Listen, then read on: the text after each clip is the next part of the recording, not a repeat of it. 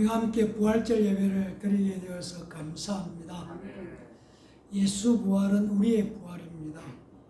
그래서 예수님께서 부활의 첫 열매다 이렇게 말씀을 하셨습니다. 그래서 그 부활이 우리에게 약속되어 있다는 확신을 가지고 오늘도 기뻐하며 예배드리는 우리 모두가 되기를 예수님 이름으로 간절히 축원합니다. 아멘. 사랑하는 성도 여러분, 성경은 기적의 책이다. 그러니까 우리가 성경을 말할 때에 성경은 계속해서 성경의 내용 속에 기적들로 되어 있다는 것을 우리가 성경을 들면서 우리 마음에 설레임을 가져야 되는 이유가 바로 성경은 기적과 관련되어 있다. 수많은 기적들이 기록되어 있는 책이 성경이다. 이런 마음으로 성경을 가까이 하는 우리 모두가 되기를 간절히 부탁을 드립니다. 왜 그렇습니까? 천지가 하나님의 말씀으로 창조되었다. 그거 자체가 기적입니다. 인간을 하나님께서 만드셨다는 얘기, 그거 자체도 역시 기적이라는 얘기입니다. 성경은 또한 노아 홍수의 얘기가 나옵니다. 노아 홍수라는 이 내용도 우리의 상상을 초월하는 바로 기적이라는 얘기고, 우리가 잘 아는 것처럼 100세 된 아브라함이 90세가 된 사라, 갱수가 아주 끊어진 그 아브라함과 사라 사이에 아들이 태어났다는 것, 이삭이라는 아들이 태어났다는 것 자체가 100살 된 아브라함과 갱수가 완전히 끊어진 사라, 90살 된 이 사라 사이에 이삭이 태어나는 것, 이것도 우리가 상상할 수 없는 기적이라는 얘기입니다. 그래서 우리는 이것이 어떻게 가능할까 하는 질문을 성경을 통해서 하게 되는 것이고, 그 답은 하나님의 방법으로 가능하다는 얘기입니다. 하나님은 가능하다는 얘기입니다.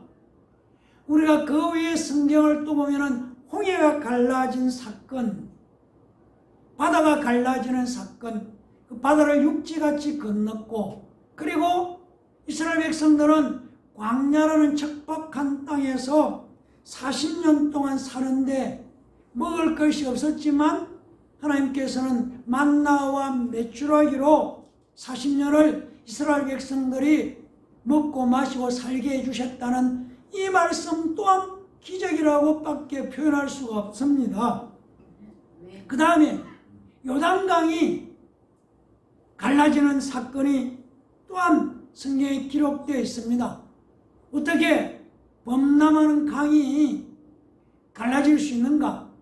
그것도 기적이라는 얘기고, 그리고 그렇게 견고했던 여리고성이 매일 한 바퀴씩 돌다가 7째는 7이 돌고 소리를 지르니까 무너져 버린 얘기, 이것도 기적의 얘기라는 것입니다.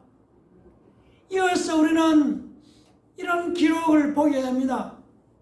중천에 떠 있는 태양이 기브론이라는 도시 위에 머물러 있었던 얘기, 달이 알랄람 골짜기에 움직이지 않고 머물러 있었던 얘기, 이것도 역시 기적이 있었던 것을 우리에게 말해주고 있습니다.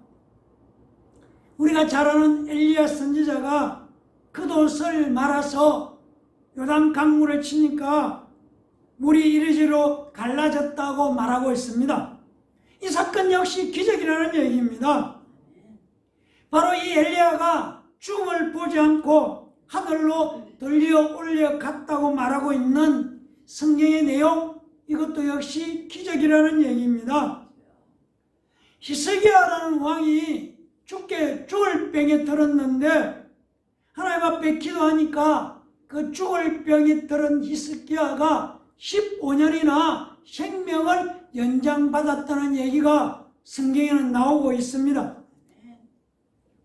아하스 왕이 만들었던 해시계 위에 나아갔던 해 그림자가 10도나 뒤로 물러간 것, 도대체 우리의 자연 법칙으로는 있을 수 없는 일이 일어난 것이 이런 기적이 성경에 기록되어 있다는 얘기입니다. 그뿐입니까? 다니엘의 세 친구가 바로 사드락, 메삭, 아벳느고라는 이 세 친구가 극렬에 다른 풀무불 가운데에 던져졌지만 머리털 하나도 상하지 않고 보호를 받았다는 얘기가 성경에 있는 기적의 얘기라는 얘기입니다. 사자가, 굶주린 사자가 무엇이든지 먹어치우는 그 상황 속에 그 사자굴에 다니엘이 던져졌는데도 조금도 사자로부터 해압을 받지 않고 완전하게 보호를 받은 얘기, 역시 성경에 나오는 기적의 얘기입니다. 제가 나열하지 않지만 우리가 붙들고 있는, 우리가 항상 가지고 다니는 성경은 기적을 말하고 있는 기적의 책이라는 얘기입니다. 그리고 우리는 성경을 믿죠. 우리의 믿음은 아무것도 보이는 허다한 것을 믿는 것이 아니고 우리는 성경을 중심으로 믿는다고 말하는데, 그 성경이 기적을 말하고 있다는 것이고, 성경을 믿는다는 것은 기적을 믿는 것과 같다는 것을 성경은 우리에게 말해주고 있습니다. 기적을 믿는 것이 무엇인가? 그건 바로 하나님의 방법을 믿는 것입니다. 하나님의 방법을 믿는 것이죠. 우리가 잘 아는 것처럼 예수 그리스도가 기적이지 않습니까?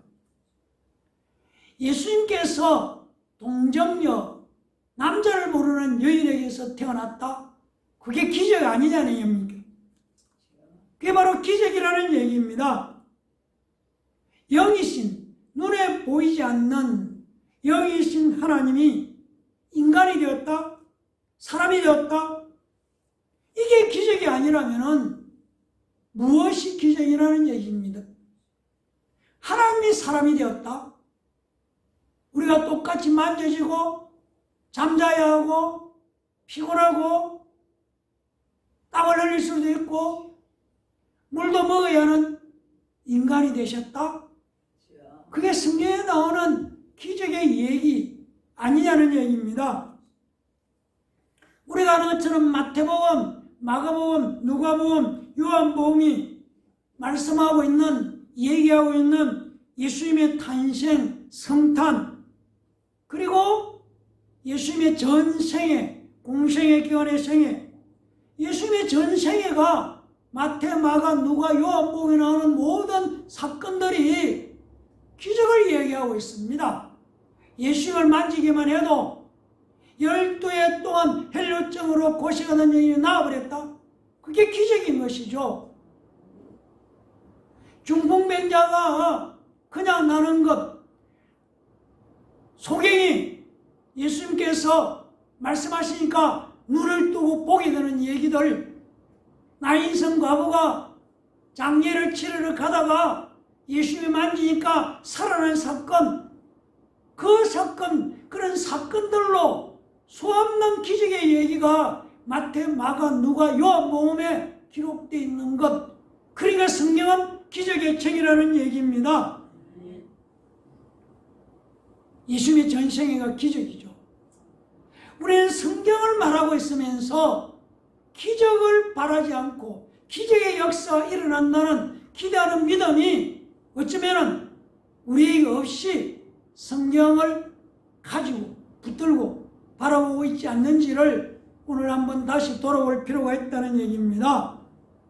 성경은 합리적이고 이성적이고 논리적이고 객관적으로 이해되지 않는 내용들로 가득 차 있는 것이 성경이라는 얘기입니다. 성경을 자세히 보면은 정말 이해되지 않는 얘기, 우리의 이성을 가지고 객관적으로 합리적으로 따져볼 때에, 과학적으로 찾아볼 때에 이해가 안 되는 얘기들로 가득 차 있는 것이 성경이라는 것을 우리가 다시 한번 깨달을 필요가 있다는 얘기입니다. 그래서 성경은 사람의 지식을 초월한다는 것이고 사람들이 가지고 있는 이론을 뛰어넘는 것이고 사람들이 알고 있는 과학적인 공식, 수학적인 공식 그런 것을 초월하는 것이 성경이라는 얘기입니다. 그래서 결론적으로 우리가 말하면 성경은 학문적으로 논리적으로 이해하는 것이 아니고 믿어야 하는 것이 성경이라는 얘기입니다. 그래서 성경은 끊임없이 믿음 얘기를 하는 것이죠. 아브라함이 믿었더라. 100세가 되어도 하나님이 말씀하시면 아이를 가질 수 있다고 믿었더라. 믿음 얘기를 합니다. 따져보니까 내가 알는 지식이나 과학적으로 분석해보니까 이렇게 되는 것이 맞아. 성경은 그런 얘기를 하고 있지 않다는 얘기입니다. 그래서 구약성경 하박국 합계 2장 4절은 이렇게 말합니다. 의인은 그의 믿음으로 말미암아 살리라. 오직 믿음을 말하고 있는 것이죠. 그래서 믿음이 뭐냐? 하나님의 방법입니다. 하나님의 방법을 받아들이는 것이 믿음이라는 얘기입니다. 히브리서 10장 39절은 이렇게 말합니다. 우리는 뒤로 물러가 멸망할 자가 아니다. 오직 영혼을 구원하며 이르는 믿음을 가진 자다. 믿음을 가진 자라는 얘기입니다. 믿음을 가져야 한다는 것입니다. 오직 믿음을 가진 자가 되기를 예수님 이름으로 간절히 축원합니다. 아멘. 우리가 조금 전에 읽은 요한복음 11장 25절에서 17절 말씀은 무덤에 있은지 있는지 이미 날 된 나사로를 살려내는 얘기가 오늘 우리가 읽은 본문의 내용입니다. 그러니까 죽어서 무덤에 들어간 지 나흘이 되었다는 얘기입니다. 그런데 그 나흘 된 나사로라는 사람을 예수님이 살려내는 내용이 오늘 우리가 읽은 본문의 내용 중에 나오고 있는 내용입니다. 한마디로 말하면 나사로는 무덤에 들어가서 있은지 나흘 되었다. 성경은 그렇게 말씀하고 있습니다. 그런데 오늘 그 상황 속에서 25절 예수께서 이르시되 나는 부활이요 생명이니 나를 믿는 자는 죽어도 살겠고 이렇게 말씀하고 있습니다. 예수께서 나는 부활이요 생명이다. 이 말을 이렇게 한글로 되어 있지만 사실은 그 부활이요 그 생명 그라는 관사가 원래 원문에는 있다는 얘기입니다. 이 말씀은 다르게 말하면 예수님만이 오직 하나뿐인 부활이고 생명이라는 것을 말합니다. 그러니까 하나뿐인 생명, 하나뿐인 부활, 그분이 바로 그가 하나뿐인 부활, 하나뿐인 생명, 그가 예수다. 그렇게 말씀하고 있는 것이죠. 다르게 말하면 오직 예수님에게만 죽지 아니함이 있다. 그런 말씀과 같은 내용입니다.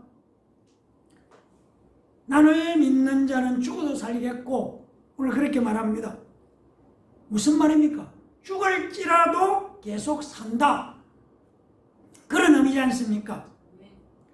그러니까 예수 그리스도를 믿는 자를 죽음이 해치지 못한다. 죽음이 어떻게 좌지우지할 수 없다. 그렇게 말씀하고 있습니다. 이 말씀은 우리가 받은 영생, 생명은 육의 죽음, 육신의 죽음, 그것 때문에 결코 중단되지 않는다는 얘기입니다. 세상은 육신의 죽으면 끝나는 줄 알지만 성경은 그렇지 않다. 그렇게 말씀하고 있는 것입니다. 그래서 26절은 이렇게 말합니다. 무릇 살아서 나를 믿는 자는 영원히 죽지 아니하리니 이것을 네가 믿느냐? 이렇게 말씀하고 있습니다. 무릇 살아서 나를 믿는 자는 영원히 죽지 아니한다. 살아서 이게 어떤 의미냐면은 몸이 살아있는 육신이 살아있는 생명을 가리키는 것이 아니고 영적인 생명을 의미하고 있다는 얘기입니다. 살아서. 그러니까 살아서 나를 믿는 자라는 말씀은 성령으로 거듭나서 예수 그리스도를 믿는 자를 말하는 것이죠. 그 거듭나는 것이 중요한 것이죠. 세상 사람들은 거듭난다는 것을 모르죠. 그러나 우리는 예수님께서 거듭나야 한다. 거듭나는 것이 뭐냐? 하늘로부터 나는 것. 예수 그리스도를 통해서 새로운 생명을 갖는 것. 영적으로 새로운 생명을 갖게 되는 것. 그 말씀을 하고 있는 것이죠. 그래서 거듭나서 믿는 자는 영원히 산다. 그 말씀을 우리에게 하고 있다는 얘기입니다. 그 다음에 27절 보면 이렇게 말합니다. 이르되 주여 그러하여다. 주는 그리스도시요 살아 세상에 오시는 하나님의 아들이신 줄을 내가 믿는다.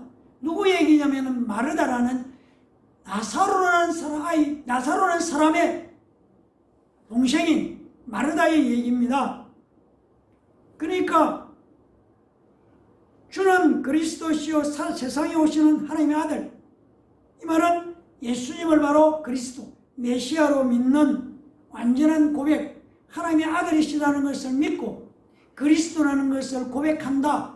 마르다는 그렇게 고백을 하고 있습니다. 이렇게 입으로 고백했던 마르다가 39절에 보면 이렇게 말씀합니다. 바로 예수께서 이르되 돌을 옮겨 넣어라 하시니 그 죽은 자의 누이 마르다가 이르되 주여 죽은 지가 나흘이 되었음에 벌써 냄새가 납니다.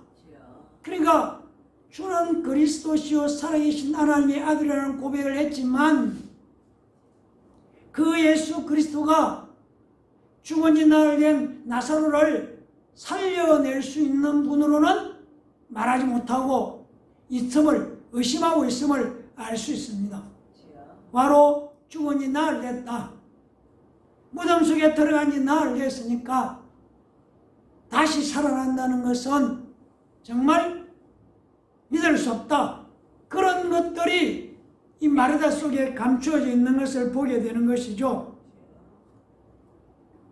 쉽게 말하면 나사로가 죽은 이 죽음의 문제는 예수님께서도 해결하실 수 없을 것이라는 그런 의심을 갖고 있는 표현인 것이죠. 우리는 여기서 믿으려는 마음의 소원, 그리고 실제 믿음이 실제가 되는 실력, 이 차이가 있다는 얘기입니다. 내가 믿어야 된다고 생각하고 있지만 그것이 현실적으로 실제 내 믿음으로 작동하지 않는 상황을 보게 되는 것이죠. 주는 그리스도시요 살아계신 하나님의 아들이라고 입으로는 말하고 생각으로는 그렇게 말하고 있지만 실제로 그리스도가 나흘 된 나사로를 살릴 것이라는 작동하는 믿음이 두 믿음 사이에 갈등하는 마르다의 모습을 보게 되는 것이죠. 이게 우리의 모습일 수 있습니다.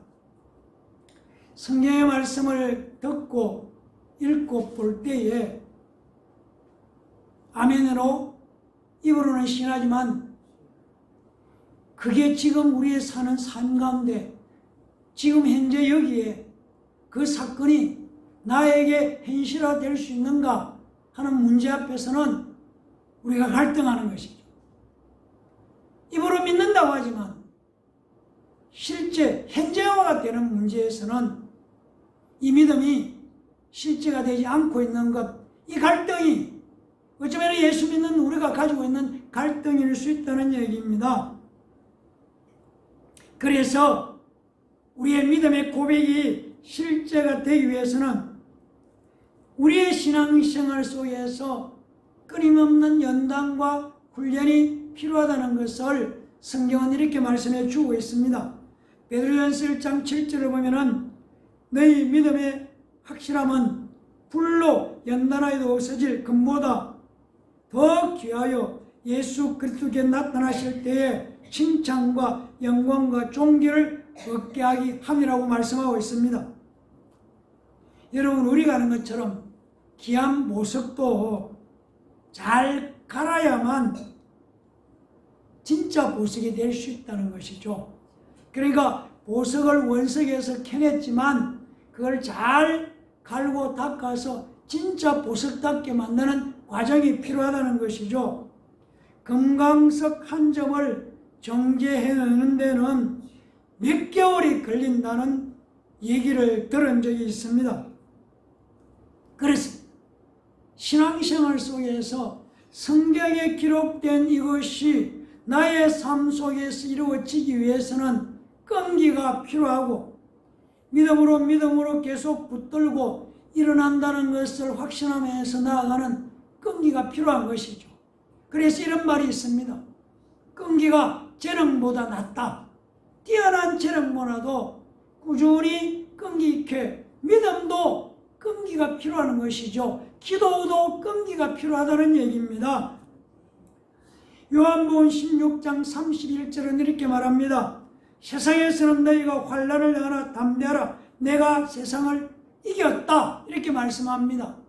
세상을 살아갈 때 환난과 고난이 없다. 그렇게 말씀하지 않는다는 얘기입니다. 세상을 살아가면 끊임없이 믿음의 삶을 살아가는데도 어려움과 역경과 환난이 있다. 그러나 예수님께서 내가 그걸 이겼다. 그 말은 무슨 말입니까? 포기하지 말고 믿음의 삶을 계속해서 끈기 있게 나아가면 이기게 되어 있다는 것을 우리에게 말씀해 주고 있는 내용이 아니냐는 것입니다. 우리가 아는 것처럼 예수 그리스도의 십자가의 죽음이 복음이지 않습니까? 예수님이 십자가에서 못 박혀 죽은 지 3일 만에 부활하셨다는 것, 이것이 또한 복음 중에 복음이라는 것이죠. 왜 그랬습니까? 예수님이 십자가에 못 박혀 죽으시고 끝나버렸다면 오늘 우리에게 있는 기독교는 없는 것이죠. 부활을 하셨기 때문에 우리에게 오늘날 우리가 그 부활의 소망을 갖고 우리는 살아가는 것이죠. 그래서 부활이 복음의 핵심이라는 얘기입니다.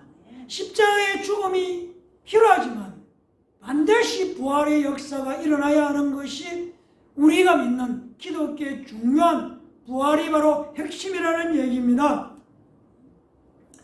예수님께서 하나님이신 그분이 십자가에 죽으셨다?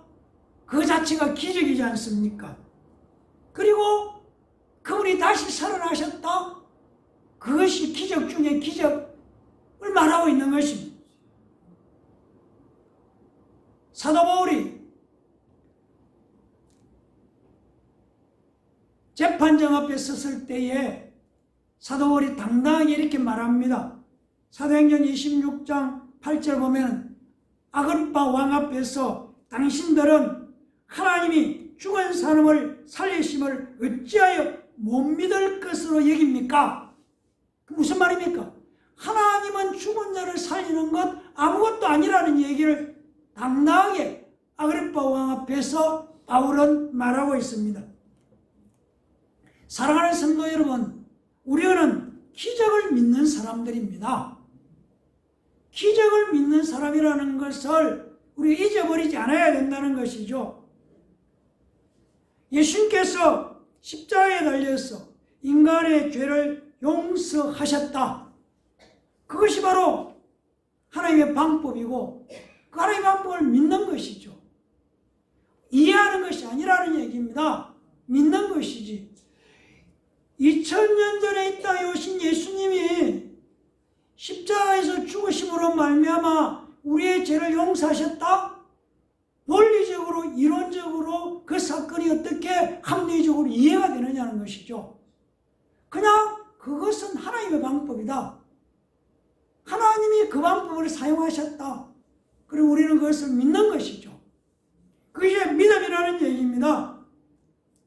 우리가 예수 믿으면 하나님의 자녀가 되는 것, 그 논리적으로 우리가 아는 합리적으로 이성적으로 이해되는 것이 아니고 그것이 하나님의 방법이니까 믿음의 하나님의 자녀가 된다고 하나님이 말씀하셨으니까 하나님의 방법을 믿는 것이 우리가 가진 믿음이라는 얘기입니다.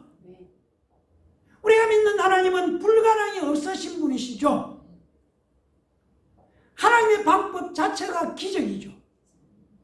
하나님의 방법을 믿을 때 그것이 구원이 되고 자녀가 되고 어떤 표적이 나타나고 이적이 나타나는 것, 그게 하나님의 방법이다.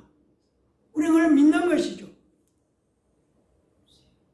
예수님께서 죽은 자들 가운데서 부활하셨을 때 예수님은 사망과 지옥의 열쇠를 완전히 소유하셨습니다. 하늘과 땅과 지옥 세계 위에 명백하게 예수님은 승리하셨습니다. 그래서 빌립보서 2장 8절에서 11절은 이렇게 말합니다. 사람의 모형으로 나타나사 자기를 낮추시고 죽기까지 복종하셨으니 곧 십자가에 죽으심이라.